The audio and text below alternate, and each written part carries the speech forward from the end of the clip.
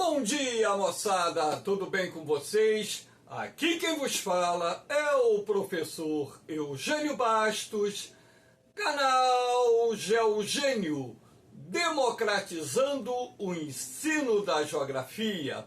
Moçada, vamos fortalecer o canal, se inscrevam no canal, dê aquele like, compartilhe o vídeo e ajude o professor Eugênio Bastos a democratizar o ensino da geografia. Moçada, no nosso encontro de hoje, eu irei falar sobre análise da população economicamente ativa e indicadores econômicos do Brasil.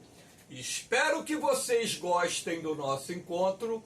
Havendo qualquer dúvida, deixe a sua pergunta na parte dos comentários, que eu terei o máximo prazer de respondê-la.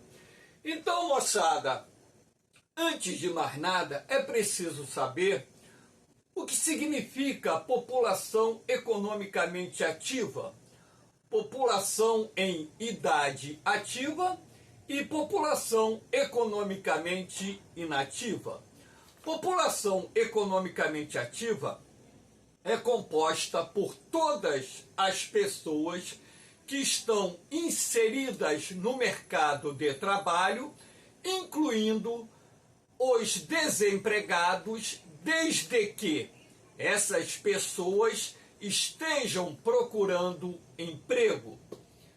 População em idade ativa é constituída por todas as pessoas que têm idade de 15 a 64 anos, independentemente de estarem ou não incorporadas no mercado de trabalho. Então existe uma diferença entre população economicamente ativa e população em idade ativa. Agora, esse gráfico do IBGE, ele junta a PEA com a PIA e, através da tonalidade azul, é possível perceber que a população economicamente ativa barra população em idade ativa correspondia em 2023 61,7% da população brasileira. Lembrando que, no Brasil, crianças com idade igual ou superior a 10 anos que já estejam incorporadas no mercado de trabalho são também consideradas economicamente ativas. E população economicamente inativa, a PEI, é aquela composta por todas as pessoas que não trabalham e nem estão empenhadas na busca de um emprego. Crianças, adolescentes, jovens em idade escolar, donas de casa que não exercem nenhuma função remunerada e alguns portadores de necessidades especiais e ainda aposentados desde que estes não mais trabalhem. Então, de acordo com os dados do IBGE, em junho de 2023, nós tínhamos 28,3% da população brasileira sendo considerada economicamente inativa. Aqui no segundo gráfico nós temos a distribuição da população economicamente ativa entre homens e mulheres, também dados de 2023. Então, de acordo com o IBGE, 55,5% da população economicamente ativa em 2023 era composta por homens, 45,5% por mulheres. A respeito da participação das mulheres no mercado de trabalho, essa participação registrou um aumento mais expressivo a partir da década de 1960. Então você pode me perguntar, professor, o que contribuiu para o aumento da participação das mulheres no mercado de trabalho a partir da década de 1960? A necessidade de complementar a renda familiar, uma vez que a classe trabalhadora brasileira passa por uma perda do poder aquisitivo a partir da década de 1960, razão pela qual muitas mulheres foram obrigadas a trabalharem para ajudar os seus maridos a sustentarem a família. Também a questão da emancipação das mulheres. Muitas mulheres foram buscar o seu espaço no mercado de trabalho, a sua realização profissional, a sua independência financeira. Também as separações conjugais contribuíram para que muitas mulheres ingressassem no mercado de trabalho e ainda maridos desempregados. Alguém tem que trabalhar. Então, muitas mulheres foram trabalhar em função também dos maridos terem perdido o emprego e dificuldade para se recolocar no mercado de trabalho. Então, esses fatores combinados contribuíram para o aumento da participação das mulheres no mercado de trabalho. Aqui nós temos nesse gráfico a diferença de rendimento médio dos homens e mulheres. Então, de acordo com os dados publicados em outubro de 2023, o rendimento médio dos homens era de R$ 3.196 e os das mulheres R$ 2.551. Então, isso dá uma diferença de aproximadamente 27% a favor dos homens, ou seja, os homens ganham, em média, 27% a mais do que as mulheres. Mas, professor, por que o rendimento médio dos homens é ligeiramente maior do que o rendimento médio das mulheres? Isso se deve ao fato de boa parte das mulheres ocuparem postos profissionais que exigem menor qualificação. E justamente esses empregos de menor qualificação profissional são aqueles que a remuneração é mais baixa. Então, quando você faz um levantamento do rendimento médio dos homens e mulheres, isso acaba se refletindo numa vantagem para o sexo masculino. Tá bom? Agora, também preciso destacar que as mulheres, nas últimas décadas, conseguiram, várias conquistas no mercado de trabalho. Por exemplo, hoje existem mulheres trabalhando em inúmeras funções profissionais que no passado eram exercidas basicamente pelos homens. Também aumentou o percentual de mulheres exercendo cargos de gerência, diretoria, cargos executivos, mulheres empresárias, e isso, logicamente, tem contribuído para aumentar o rendimento médio das mulheres. Então, apesar de ainda existir essa diferença de rendimento médio entre homens e mulheres, em 2023, o presidente da República em exercício sancionou uma lei que determina que nas empresas funções iguais, salários iguais para homens e mulheres. Então, essa medida tem por objetivo, eliminar essa discriminação que existe entre o rendimento de um trabalhador do sexo masculino e o rendimento de uma trabalhadora do sexo feminino no exercício da mesma função dentro da mesma empresa. Aqui nós temos a taxa de desemprego no Brasil. Então esse gráfico ele mostra a evolução da taxa de desemprego de março de 2012, quando então essa taxa era de 8%, até novembro de 2023, quando essa taxa atingiu 7,5%.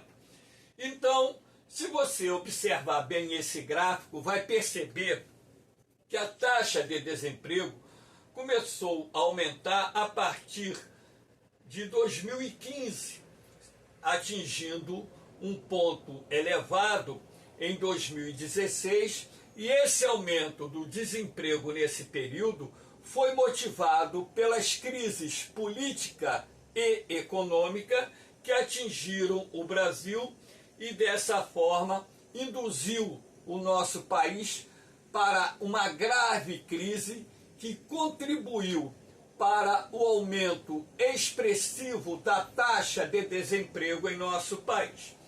Após o impeachment da presidente Dilma Rousseff, essa taxa de desemprego caiu de 13,9% para 11,9% em outubro de 2019. E a partir daí voltou a aumentar, atingindo o seu ponto mais elevado em dezembro de 2020, quando então essa taxa atingiu 14,9%.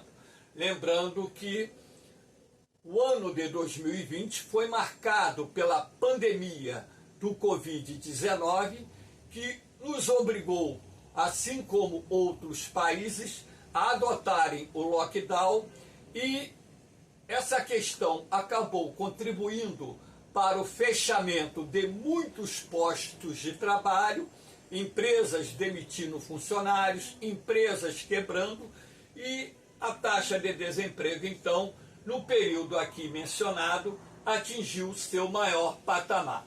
A partir de 2021, com o controle da pandemia do Covid-19 e o início do processo de recuperação dos setores produtivos, a taxa de desemprego voltou a declinar. Então, como vocês podem observar através desse gráfico, a redução da taxa de desemprego foi progressiva, atingindo agora, em novembro de 2023, o menor patamar desde fevereiro de 2015. Então, graças a Deus, a taxa de desemprego está em queda novamente em nosso país. Aqui nós temos análise da população economicamente ativa, novembro de 2023. Então, trabalhadores informais, de acordo com os dados do IBGE, 39.400.000 trabalhadores se encontravam na economia informal, a chamada economia subterrânea. Trabalhadores por conta própria, 25.600.000. Trabalhadores sem carteira assinada, 13.400.000. Trabalhadores com carteira assinada, 37.700.000. População desalentada, 3.400.000. Ah, professor, o que seria essa população desalentada? É aquela parte da população que desistiu de procurar emprego.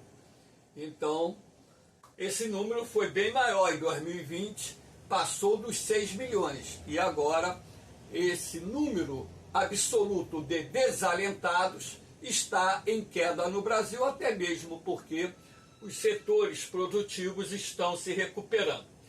População desocupada, 8.200.000. População ocupada, 100.500.000. Então, aqui nós temos um panorama da população economicamente ativa, incluindo aí as pessoas ocupadas e desocupadas, trabalhadores com carteira assinada, trabalhadores da economia informal, trabalhadores sem carteira assinada e trabalhadores que trabalham por conta própria. Aqui nós temos os dois tipos de desemprego. Desemprego estrutural é aquele que deriva da modernização dos setores produtivos. Aqui você observa uma linha de montagem de automóveis, onde só se observa o trabalho realizado por robôs. Então, quando você tem a modernização dos setores produtivos através do desenvolvimento de novas tecnologias, máquinas e robôs acabam substituindo os trabalhadores, causando o chamado desemprego estrutural. Aqui nós temos uma imagem de uma rua localizada no centro da cidade do Rio de Janeiro, com inúmeros estabelecimentos comerciais fechados. Então, isso aqui nós chamamos de desemprego conjuntural. O desemprego conjuntural é aquele que deriva das crises econômicas. Então, quando um país entra em crise econômica, muitas empresas quebram, muitos postos de trabalho são perdidos e dessa forma nós temos o chamado desemprego conjuntural. Então, quando se fala em desemprego estrutural, associa as estruturas produtivas. Quando se fala em desemprego conjuntural, associa as crises econômicas. Isso já caiu várias vezes em concursos. Moçada, fique ligado. Aqui nós temos os setores de atividade. Esse gráfico mostra 3 setores. Existe um quarto setor, chamado setor quaternário. Então vamos aqui, o setor primário, ele é constituído por todos os trabalhadores que estão exercendo funções na agricultura, pecuária, silvicultura, que é o reflorestamento, apicultura, criação de peixes, criação de abelhas, piscicultura, criação de peixes e outras atividades afins, como por exemplo o extrativismo animal, mineral e vegetal. Aqui nós temos 21% da população economicamente ativa ocupada no setor primário no ano de 2023. Esse percentual já foi bem mais alto no passado. Por exemplo, na década de 1940, mais de 50% dos trabalhadores brasileiros estavam relacionados ou empregados às atividades primárias. A partir da segunda metade do século XX, o êxodo rural transferiu muitos trabalhadores do campo para a cidade, o que contribuiu para a redução do percentual de trabalhadores ocupados no setor primário. E também a modernização das atividades agrárias, principalmente através da mecanização do campo, também contribuiu para a queda do percentual de trabalhadores ocupados no setor primário. O setor secundário, ele o setor secundário é formado por todos os trabalhadores ocupados na indústria, incluindo-se aí a indústria da construção civil e também a indústria extrativa. Então, em 2023, 19% da população economicamente ativa do Brasil estava ocupada no setor secundário. Na década de 1980, esse percentual chegou a ser de 28%. Ah, professor, por que houve a redução do percentual de trabalhadores ocupados no setor secundário? Isso se deve à modernização do parque industrial brasileiro, sobretudo a partir da década de 1990, e o processo de desindustrialização do Brasil que avançou nas últimas décadas, razão pela qual houve essa redução do percentual de trabalhadores ocupados no setor secundário. O setor terciário é aquele que congrega o maior número de atividades. Então, na verdade, ele é formado por todos os trabalhadores que trabalham no comércio, nos serviços, como, por exemplo, educação, saúde, bancos, transportes, correios e etc., profissionais liberais, médicos, dentistas, advogados, contadores que trabalham por conta própria, forças de segurança, guarda municipal, polícia militar, polícia civil, polícia federal, polícia rodoviária federal, membros das forças armadas, exército, marinha e aeronáutica, tanto militares assim como civis, pessoal que trabalha em rede hoteleira, com turismo, enfim, camelô, biscateiro, ambulante, ou seja, subempregados. Como vocês podem ver, é um setor que reúne várias atividades. E como hoje cerca de 85% da população brasileira reside em cidades, e nas cidades, basicamente, você trabalha ou no setor terciário ou no setor secundário. O setor terciário é, na atualidade, aquele que ocupa o maior percentual da população economicamente ativa, correspondendo aí a aproximadamente 60% dos trabalhadores brasileiros. Esse setor terciário é considerado hipertrofiado, ou seja, o seu crescimento foi exagerado.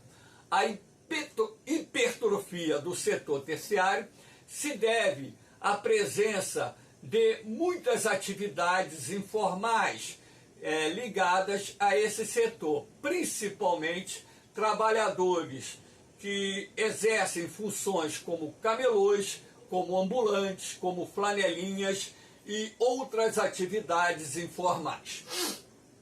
Professor, e o setor quaternário?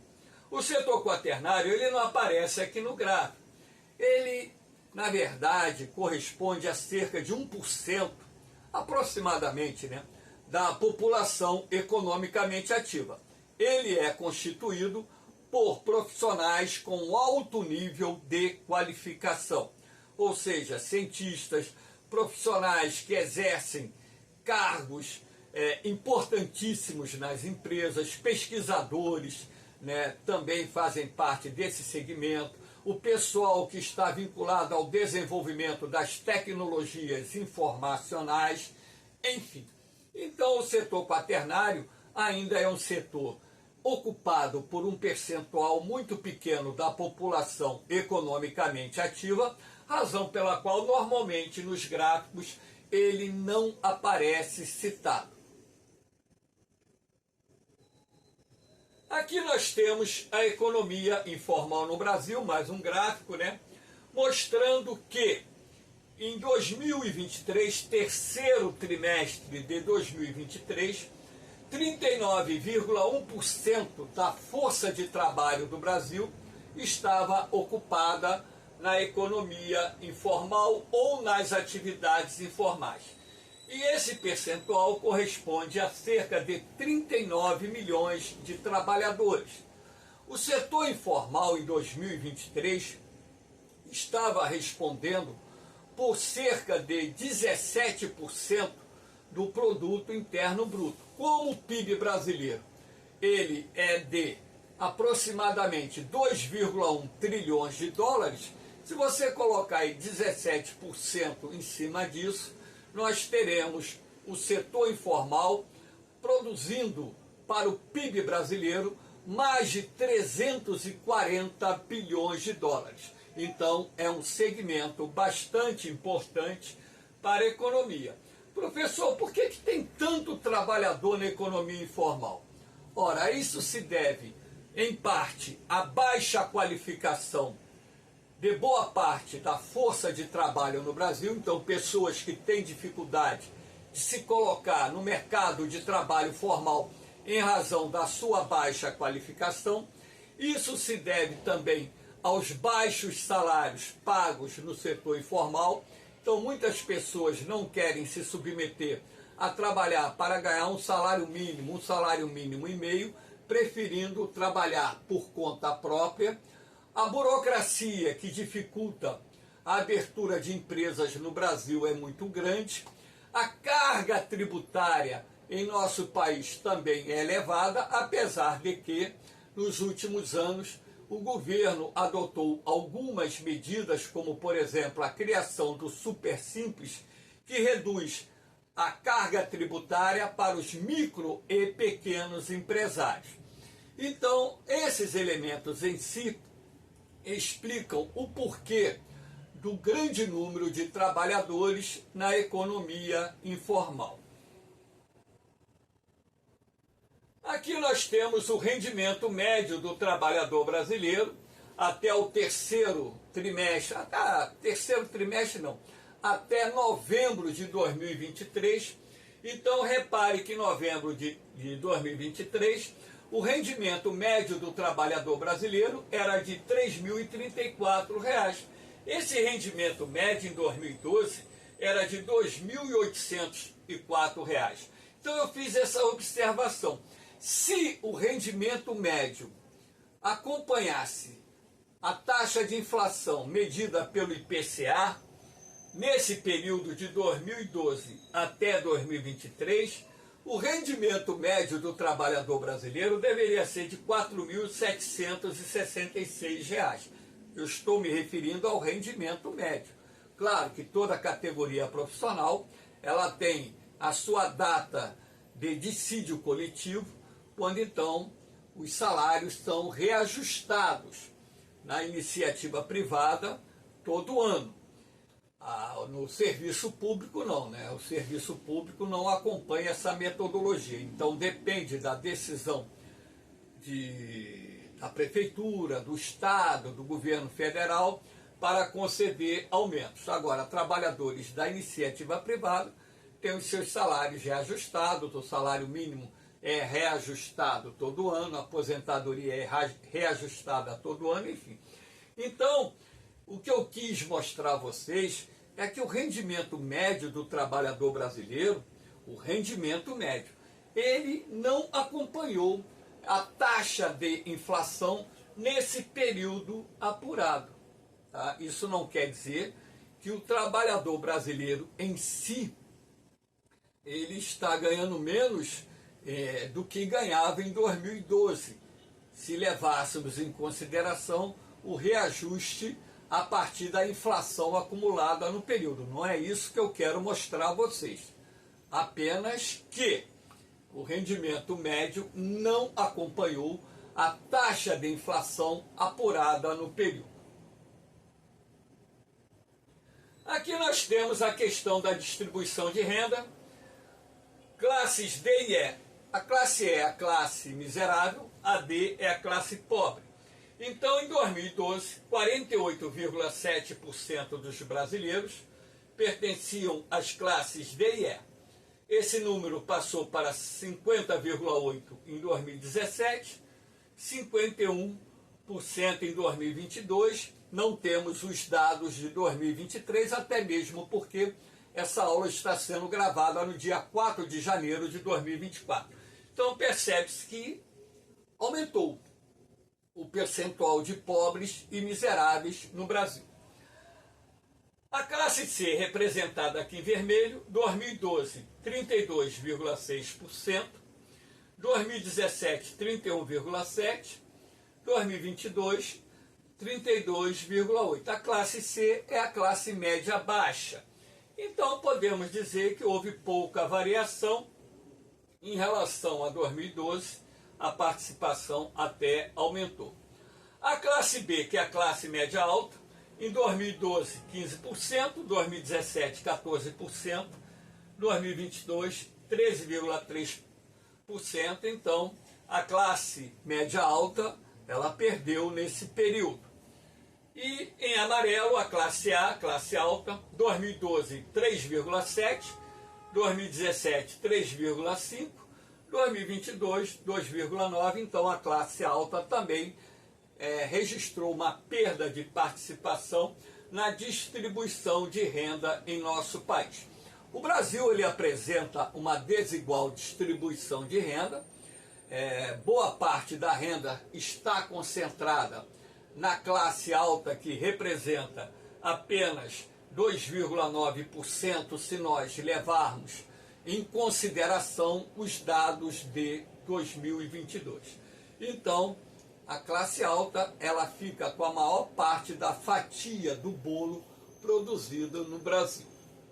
E os pobres, que correspondem, pobres e miseráveis, a maior parte da população, fica com uma parcela bem menor da riqueza gerada em nosso país, apesar dos programas sociais, os programas desenvolvidos pelos governos, não só federal, assim como estaduais, programas de transferência de renda para as famílias de menor poder aquisitivo, como, por exemplo, o Bolsa Família.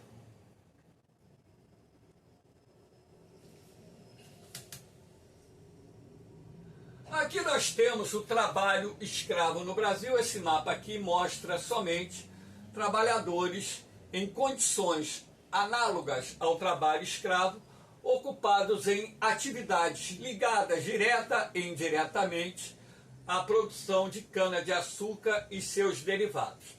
Então, em verde, cultivo de cana-de-açúcar, em cinza, fabricação de álcool, em laranja, fabricação de açúcar, para mostrar a vocês que o trabalho escravo se faz presente em vários pontos do território brasileiro. O trabalho escravo em si, ele envolve não só trabalhadores nacionais, assim como imigrantes. Esses trabalhadores estão ocupados nas mais diferentes atividades. A grande maioria, é claro, está trabalhando no campo, em áreas de colheita, áreas de desmatamento, por exemplo, também em áreas de extração, garimpo. Você também pode considerar o trabalho escravo em áreas de carvoaria, trabalho escravo na construção civil. Também você tem o trabalho escravo na indústria, em atividades comerciais e por aí vai. Então, quando se fala em trabalhadores em condições análogas ao trabalho escravo, isso envolve não só trabalhadores do campo, assim como trabalhadores das cidades. A televisão, de vez em quando, e outros meios de comunicações mostram operações desenvolvidas pelo Ministério do Trabalho, pela Polícia Federal, pelo Ministério Público, para libertar trabalhadores em condições análogas da escravidão. Esse mapa aqui mostra a vocês alguns estados, os 10 estados onde as operações em 2023 promoveram maior libertação de trabalhadores. Então, 2.936 trabalhadores, e olha que esses dados não são os dados finais, foram libertados em 2023 do trabalho em condições análogas à escravidão, e destacando-se o estado de Goiás com 729 trabalhadores libertados, ou seja, o estado que lidera esse processo, seguido de Minas Gerais com 571 em segundo lugar, São Paulo com 380 em terceiro lugar, Rio Grande do Sul com 330 em quarto lugar e por aí vai. Esses trabalhadores, quando são libertados, logicamente que são indenizados, os empregadores são obrigados a recolherem os direitos trabalhistas desses trabalhadores e também, em muitos casos, esses trabalhadores ainda recebem indenizações por danos morais. Então, o Brasil é signatário de um acordo na Organização Internacional do Trabalho, no qual o governo brasileiro se compromete a combater o trabalho escravo em nosso país. Aqui nós temos o trabalho infantil. Em 2023, 1.750.000 crianças e adolescentes faziam parte da estatística do trabalho infantil no Brasil. Então vocês podem perceber que houve uma redução em relação aos últimos anos, mas mesmo assim ainda tem muita criança e adolescente incorporada no mercado de trabalho. O trabalho infantil se deve, ao fato da pobreza atingir um grande número de famílias em nosso país. Então, muita criança e adolescente acaba indo para o mercado de trabalho como forma de gerar um rendimento que permita ajudar, quando não sustentar, a sua família. Então, esses trabalhadores estão no campo e também na cidade. No campo, por exemplo, trabalhando em carvoaria, trabalhando em atividades agrárias, trabalhando na quebra de pedras, Não sei se vocês sabem, Mas no meio rural brasileiro se vende pedra para a construção, lata de 18 litros, então essas crianças ficam com uma talhadeira e com uma marreta quebrando pedra e vendendo essas latas de pedra. Nas cidades trabalham como babá, como doméstica, trabalham como ambulante vendendo balas, flores, doces, amendoim e outras coisas mais. Muita criança e adolescente também na construção civil. Então, existem inúmeras atividades onde é possível perceber a presença do trabalho infantil. Agora, o governo brasileiro, ele é signatário na Organização Internacional do Trabalho de um acordo no qual o nosso país se compromete a combater o trabalho infantil. Então, lá atrás, na década de 1990, foi criado o PET, o Programa de Erradicação do Trabalho Infantil, e a partir daí foi criado um programa chamado Bolsa Escola, que atualmente está incorporado no programa Bolsa Família, como forma de ajudar essas famílias mais pobres a manterem seus filhos nas escolas, para que possam ter essa ajuda financeira do governo e, assim, a criança ter algum tipo de formação. Então, logicamente, que essa política, juntamente com políticas afirmativas desenvolvidas pelo governo federal, governos estaduais e governos municipais, de certa forma contribuíram para a redução não significativa, mas redução parcial do trabalho infantil no Brasil. Agora, existem problemas relacionados ao trabalho infantil, a perda da infância, a exploração do trabalho infantil, a evasão escolar. Muita criança para de estudar, isso compromete a sua formação profissional, os acidentes de trabalho, crianças que acabam se acidentando porque se distraem muito facilmente. Então existem crianças que acabam sofrendo algum tipo de mutilação. Enfim, são alguns dos problemas que envolvem o trabalho infantil, não só no Brasil, como em outras partes do mundo. Aqui nós temos a terceirização do trabalho no Brasil. A terceirização deriva de um processo em que uma empresa contrata uma outra empresa para a realização de determinadas atividades. Então, esse processo de terceirização, ele acabou sendo melhor regulamentado a partir da reforma trabalhista proposta pelo presidente Michel Temer em 2017 e aprovada pelo Congresso Nacional. O problema da terceirização está aqui, O salário médio que recebe um trabalhador terceirizado é de aproximadamente 38% menor do que o salário médio que recebe um trabalhador com carteira assinada. Então, hoje, milhões de trabalhadores brasileiros são trabalhadores terceirizados. E isso acaba, de certa forma, se refletindo na renda média do trabalhador brasileiro e isso faz com que essa renda média acabe diminuindo, né? Eu, particularmente falando, não apoio a terceirização. Aqui no Rio de Janeiro eu sou presidente de um clube tradicional e não utilizo o trabalho terceirizado lá não, tá? Todos os funcionários do clube têm carteira assinada e são regidos pelo clube. Até mesmo porque se a empresa terceirizada ela não cumprir com as suas obrigações trabalhistas, a Justiça do Trabalho vai cobrar da empresa que contratou a empresa terceirizada. Então, de qualquer forma, o trabalhador ele vai receber esses direitos e isso vai acabar recaindo na empresa contratante, como, por exemplo, acontece em muitos casos aqui no Brasil.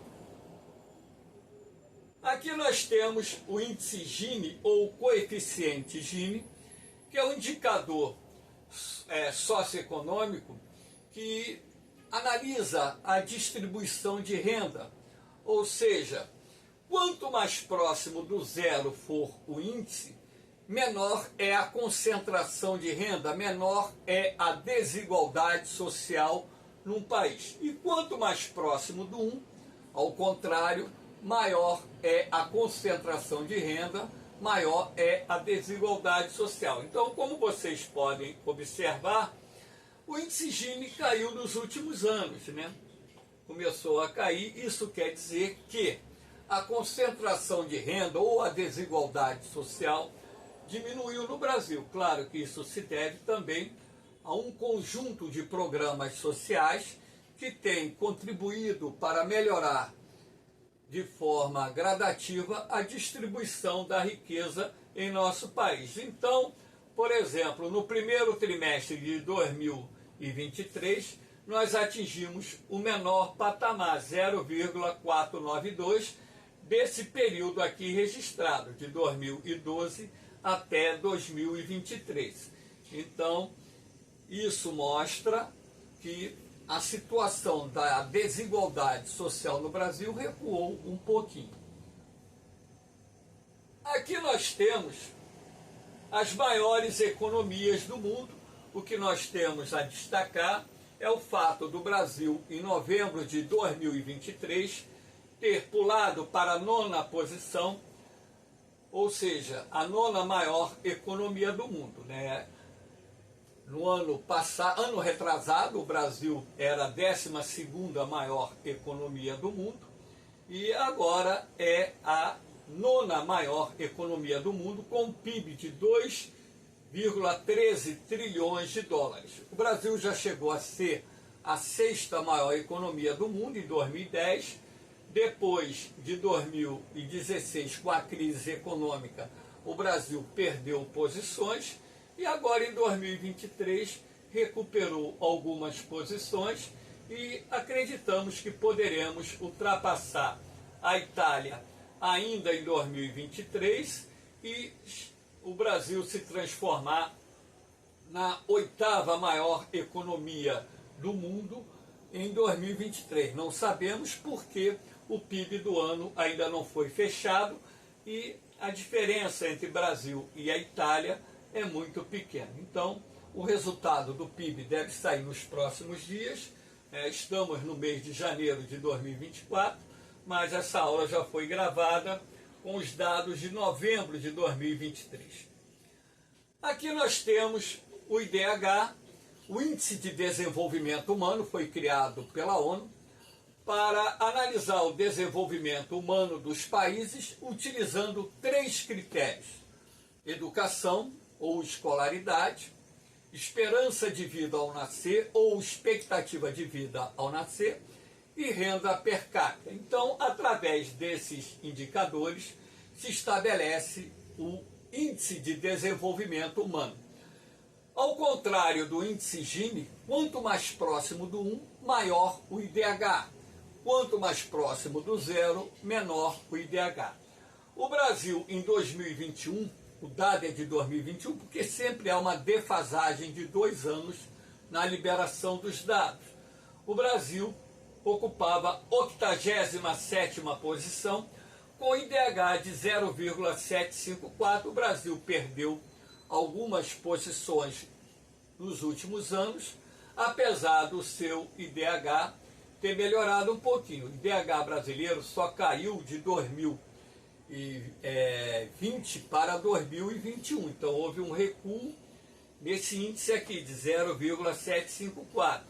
Mas no conjunto da obra o Brasil vinha registrando um aumento do IDH. Essa queda do IDH nesse período de 2020 deve estar associado aos efeitos da pandemia do Covid-19.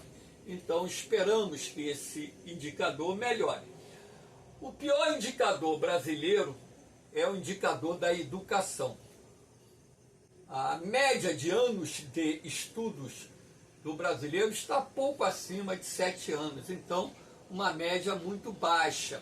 A esperança de vida ao nascer é boa, 75,5 anos, o último dado liberado pelo IBGE, mas a renda per capita no Brasil não figura entre o grupo de países com alta renda per capita. É um outro indicador não muito bom para o Brasil. Então, apesar do Brasil ser a 9ª maior economia do mundo, o seu IDH coloca o país na faixa intermediária do ranking, ocupando a 87ª posição.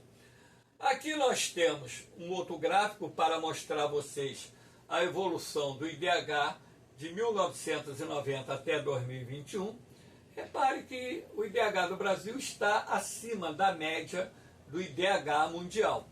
O Brasil ele se encontra no grupo de países de alto desenvolvimento humano. Acima desse grupo tem o grupo de países de desenvolvimento humano muito alto. Acredita-se que o Brasil deve alcançar esse grupo nos próximos anos. Aqui nós temos o ranqueamento das unidades da federação de acordo com o Índice de Desenvolvimento Humano. Repare que o Distrito Federal, com IDH de 0,824, é a unidade federativa com melhor índice, enquanto que o Estado de Alagoas, com 0,631, é a unidade federativa com menor índice de desenvolvimento humano. Estados do Nordeste e região Norte são aqueles que apresentam os menores índices de desenvolvimento humano do Brasil. Estados da região Centro-Sul, em sua maioria, estão no grupo das unidades federativas com maior índice de desenvolvimento humano. Moçada, espero que vocês tenham gostado do nosso encontro. Dê aquela forcinha, compartilhe o vídeo, se inscrevam no canal, ajudem o professor Eugênio Bastos a democratizar o ensino da geografia. No mais, moçada, um forte abraço para vocês, um beijão no coração, fiquem com Deus, eu vou, mas eu volto, hein? Fui!